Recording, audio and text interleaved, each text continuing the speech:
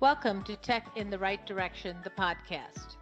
Let's take tech in the right direction to drive social change and close the employment, pay, and culture gap for women in technology. This podcast is focused on helping turn ideas into action and create opportunities for women to advance in the dynamic technology industry. I hope this podcast will inspire and motivate you to encourage more women and girls to seek or grow a career as a woman in technology. Stories about the journey of amazing women in the tech field starts right now. Welcome to Tech in the Right Direction, the podcast. This week, I'll be speaking with Sandra O'Sullivan. Sandra is the Chief People Officer at Curriculum Associates, the makers of iReady. She has extensive experience in building teams and bringing out the best in people in high-growth environments. Her passions are helping people go beyond their potential and bringing a sense of purpose and process to strategy and initiatives. Welcome to the show, Sandra. I'm so excited to have you. Thank you so much for having me. Great. Let's get started. So, Sandra, can you share with us your career journey and how you got to where you are today? Yes. My career journey has definitely not been a straight line, but I started in IT as a web designer and moved on to doing IT project management. I was working for insurance companies, so doing fun things like mainframe replacement projects that were fairly complex and learned a lot through that. I ended up moving on to run IT for a startup, and that was really great. I also ran a bit of product. They were a services company, and we started a product there. And then I ultimately ended up transitioning to running professional services and customer success for a cybersecurity company, where I was for 8 years. Through all of that journey, I found that the thing that I was the most passionate about was building teams and honing in on finding great talent, developing great talent. And so I went on to become a chief people officer, which I've been doing for the last 2 years.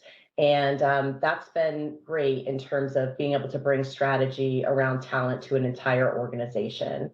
And I've been with Curriculum Associates doing as their chief people officer for the last year plus or so. I love that. Chief People Officer. So what does a typical day look like for you in that role? Well, it's a lot of, looking at our overall programs and policies across the organization from a talent perspective. So the entire talent life cycle, from attracting people to come to the organization to retaining them to, great development, compensation programs, and, other total rewards programs is all under this umbrella. And at Curriculum Associates in particular, we have a focus on a lot of diversity, equity, and inclusion efforts. So I partner closely with our Chief Inclusion Officer on that work. That's great. So does culture come into a part of what you do as well?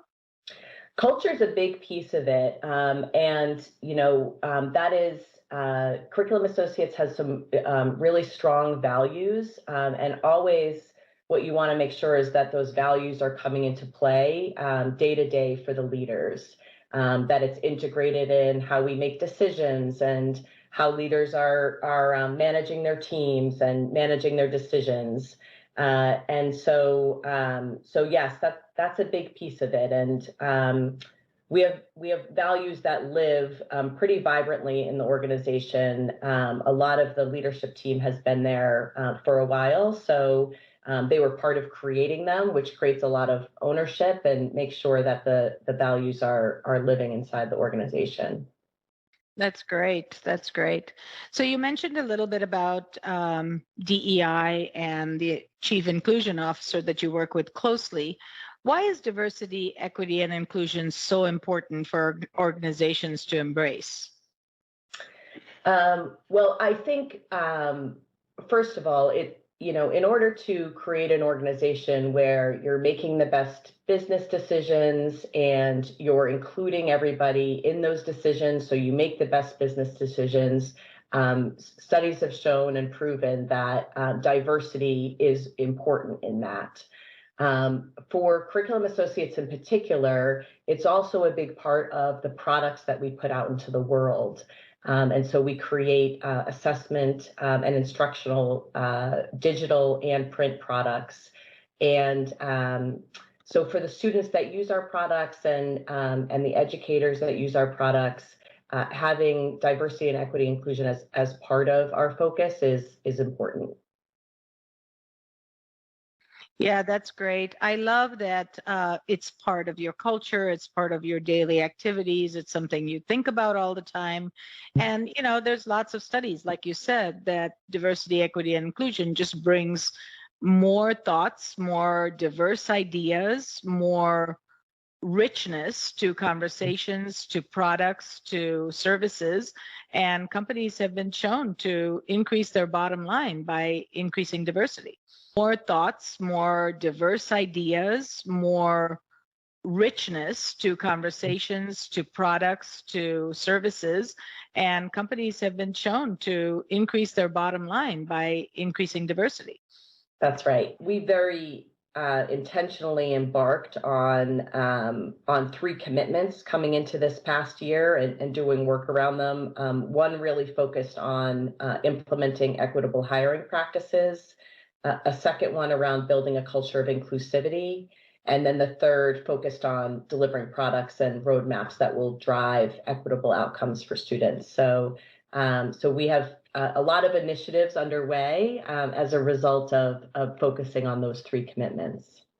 I love that there's actual goals around it, because then your focus and your attention and the awareness for the entire organization is on those. And then as you achieve them, you can celebrate success. That's right. That's right. Yeah. Great. So during the pandemic, organizations learned a lot about working remotely, right? Yeah. And now we are starting to come back to the office, but people are not all ready to come back into the office just yet, or maybe even never. What are your thoughts of hybrid work? Because it seems like that's where organizations are going. What are your thoughts on that? And then any best practices to make sure that it's successful? Absolutely. Yes. Well, when we started examining this, I think a lot of companies are trying to figure it out, and we will see how it goes when we actually do get to implement it. But we had a few guiding principles going into it.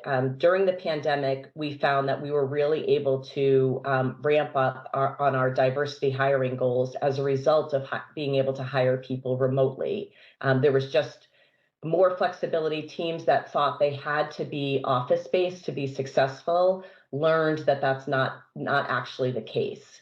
And so as a result of being able to open up the entire United States for recruiting efforts, we've been able to hit and achieve our diversity hiring goals. So in thinking about a return to office, we did not want to set up a construct where we were back in our old ways, where people were sitting in a conference room and remote people couldn't really get a word in edgewise, and at least they didn't have an equitable voice in decisions that were being made. And so we knew that we would have to design something that would continue the equity. Like Zoom is the great equalizer. So how do we continue to create that equal experience for everyone? So the return to office we've designed, not yet implemented, but at some point we'll go back, is 2 days a week in the office and 3 days a week remote. This makes sure that people continue to have to exercise that, remote muscle. And then we have put in place processes for when you're in the office and you're running a meeting. If there are remote participants, our expectation is that you still run that meeting via Zoom, and that you're not setting up that bad dynamic of, the people in the office getting a louder voice. And so the design of the office has that in mind. We have, set up an environment where we know that there'll be more people running Zooms at their desk or in hoteling offices. That's how we've designed it. I think that's such a perfect design. I can't even tell you, because we've been a remote company for many, many years. And we do training. And first of all, what you said is, your diversity hiring goals are achieved easier when you're looking at the U.S. as your territory, for lack of a better word. So you have more talent and you can hire the best talent rather than hiring somebody that's local. And we had the same thing with instructors. We could get the best instructor for that topic, and we didn't have to worry about them flying out and being local and all of those things. And so that helped us really get best talent for the classes that we teach. And then the second thing is the hybrid piece. We always run every class remotely, no matter, even if they are present in the room, because the in-person always has a louder voice. They always are, kind of talking between themselves, and the remote people are left, behind or left not included. And so it was very important. And I always remember this, one of the biggest things was if somebody was eating a bag of chips in the room, and you hear all of that noise. Now, since then, technology has changed and you can, noise cancel and those types of things. But there was that collaboration that was going on in the room that kind of excluded the online participants. So I'm really happy to hear you say that even the people in the office are going to use Zoom and do that remote workplace. So that's great. Great. And I would say the other great experience, this is the first time that I've seen, so Curriculum Associates launched employee resource groups during the pandemic. So did not previously have affinity groups for employees inside the company. When they launched, they were all launched remotely. And that has created such an amazing community for everyone working remotely, because they're operating on Slack or via, meetings where everyone's remote. And just in past companies where I've been at and employee resource groups have formed, there's been this pressure to always have in-person meetings, which leaves out a whole host of employees that are working remotely. And so anyway, even in the structure of that creation, it's created a more inclusive environment. Yeah, I love that. Great ideas. So Sandra, being a woman in business, what challenges have you faced and how have you overcome them? Yes, well, being in technology for my whole career, certainly I've had my share of, being the only woman at the table. I will say that that's changed a lot over the course of my career, but it does depend on the industry. So for example, in cybersecurity, there's still quite a long ways to go in bringing more women in. In education technology, like at Curriculum Associates, we're much further ahead, and I think attracting women in technology. There's something about being in a mission-driven organization that also attracts women in technology to the organization. So, but always have more work to do in that regard, and creating women in leadership groups. Those have been really helpful for me. There's different challenges for women. Even I had kids later in life, and so just trying to navigate the work and little children, and being able to talk to other moms was so critical for me in staying in the workforce and staying in at an executive level in the workforce. Just having people to talk about it's different than talking to the dads, quite frankly. So So I try and, especially in my position now as Chief People Officer, I try to create some policies and practices that make it possible, and so that women continue to thrive, even at the highest levels of the organization. And but it is a different approach, I think, than was used in the workforce, even when I started. So we're so glad for you, Sandra, because we need more women like you creating those opportunities for women to succeed in the executive levels as well as in the technology levels, So thank you for all that you do in that area. And, being the only woman at the table is a very, very common response because, we have come a long way, but we're still a long way out, to make that difference.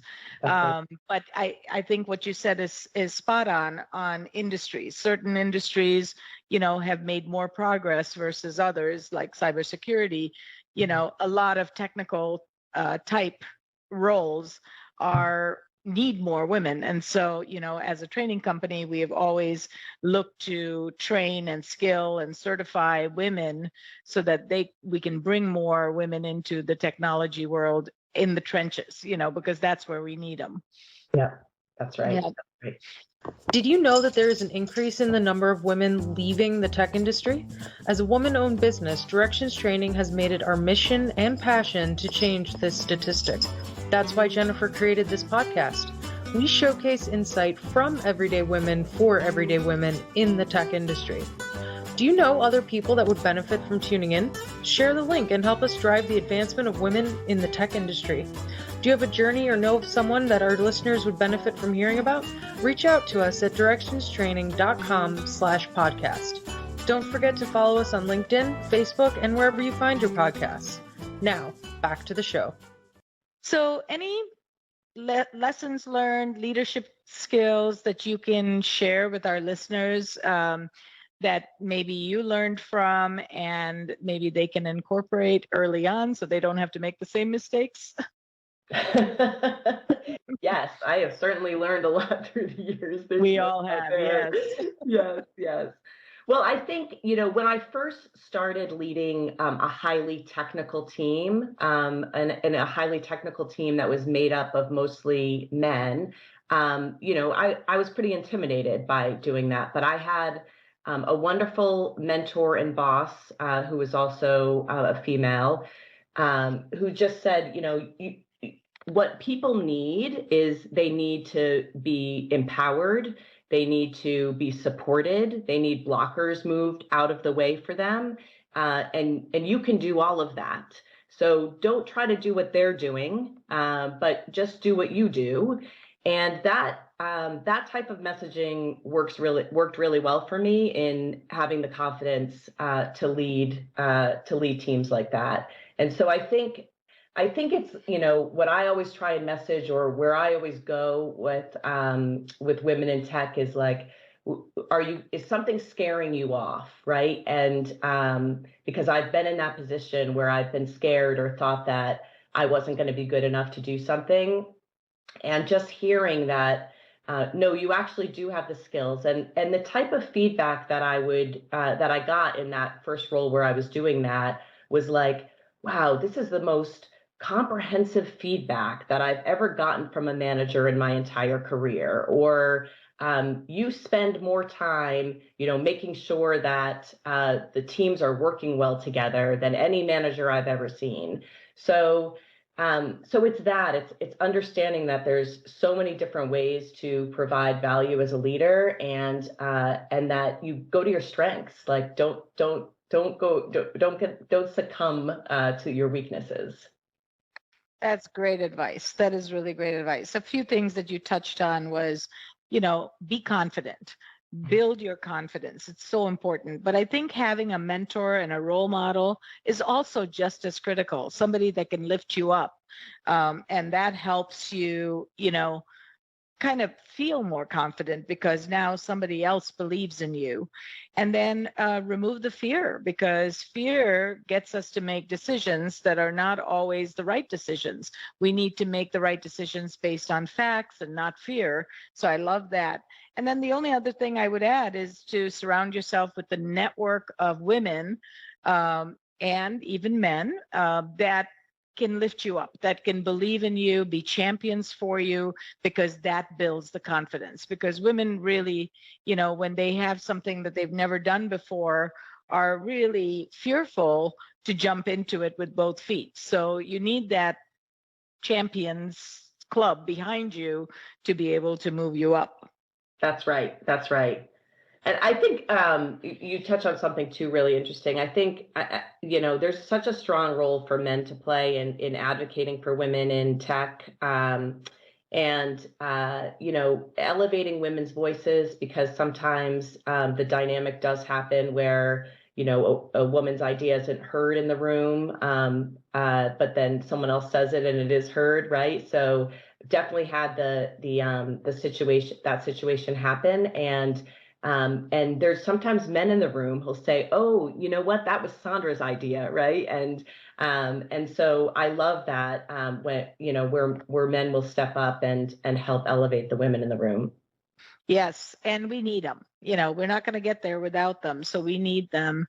And we actually on the podcast just started a new segment that says mentors that make a difference, and it's men, MEN for mentors, that are now contributing to the podcast and becoming allies for women and supporting them and building their confidence so that they can grow in this area. So really excited about, growing our network to include men that will take us there. Yes, that's excellent. That's great. That's great. So now for something fun. I love this question because I learned so much about places that I need to add to my bucket list. So what is one of your most favorite places that you've traveled to and why? Oh, such a good question. And I miss travel, so I'm I love thinking about all the places that I've traveled. I know, I miss it too. Let me see. I think that my favorite place that I traveled to, and I also lived for a time after college, was Alaska. And I lived in Sitka, Alaska, which is an island of 9,000 people in Southeast Alaska. And it was so different than what I had grown up with in the suburbs of Boston. Sitka is actually a very large community. It's two hospitals, university. It services a lot of the Southeast islands that are around it. So I learned so much about living in a more remote location, how critical, just basic services are in places like that. And then there's just nothing like just the untouched beauty that is Alaska. Between the wildlife and the kayaking and the hiking, it was truly, truly paradise. That is amazing. It just sounds so serene and so peaceful, Mm-hmm. So how long did you live in Alaska, and how would you compare the differences between, Boston and Alaska? I mean, big differences, right? Yeah. So how did you once you're in Boston, you're a different person because you're doing so much. And then you go there and then you're in a different world, it seems like. How is the adjustment? What would you say are the biggest adjustments that you had to make between the two?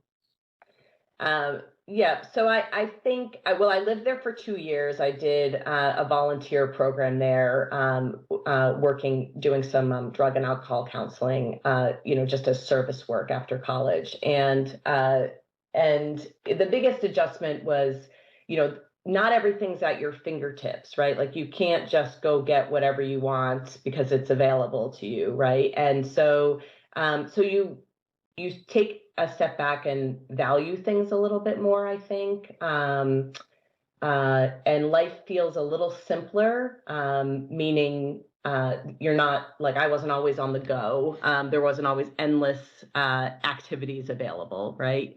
And then adjusting back, I think for me was very much about how do I retain some of that, because some of that's good, right? Some of that ability to be in a calmer, more thoughtful, intentional space, rather than the busy lives, when there's so much surrounding you and so much to do. Yeah, I think a combination of both are great. I need some of that peace, and then I need also the activity. So it's nice to have that getaway for a little bit to just kind of unplug and have some thinking time, because sometimes I feel like I don't have the thinking time that I need, you know? That's right. Yeah, no, that's great. I love that. So what closing comments or advice do you have for our listeners? Well, I think one of the biggest pieces of advice that I get asked, particularly by women who are just starting their careers in tech or maybe are a little bit mid-career, is that you don't have to take a straight line. Trying different things and building your skills in all areas, whether they be, the technical skill set or the more, people management skill set, whatever it is going to serve you well. Because ultimately, every experience teaches you something, and every experience challenges you in a way.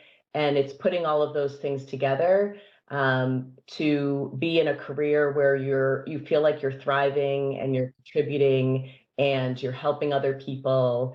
And so it doesn't have to be so linear, is probably the biggest piece of advice. Don't be afraid to try something new. Don't think if you veer off the path, you can't go back. It's not about that. It's just about accumulating skills and being in a place where you're, supported and can thrive. That is great advice. So important to feel the importance of not being so afraid of failing, because with failing comes success, right? You have to crawl and fall and before you walk, before you run, so definitely great advice. Well, Sandra, this was such a pleasure and an honor to have you on the show. Thank you for listening to Tech in the Right Direction. Please take a minute to subscribe or follow so that you never miss an episode. Also, don't forget to like, share, and comment. Thank you. See you next week. From IT skill enhancements to end-user adoption training, Directions Training is your resource to help optimize the effectiveness of your technology investments. Over 500,000 students have taken advantage of our wide selection of technology and business training solutions, covering the most popular applications today, such as Microsoft 365, Azure, Windows 10, and more. As a podcast listener, we invite you to take advantage of an exclusive offer. Receive 30 days of free access to our Microsoft official curriculum, on-demand courses for IT professionals or end users. Visit us at www.directionstraining.com/podcast to claim this offer today. Hurry, this offer is only available for a limited time. Success is a journey. Ask for directions.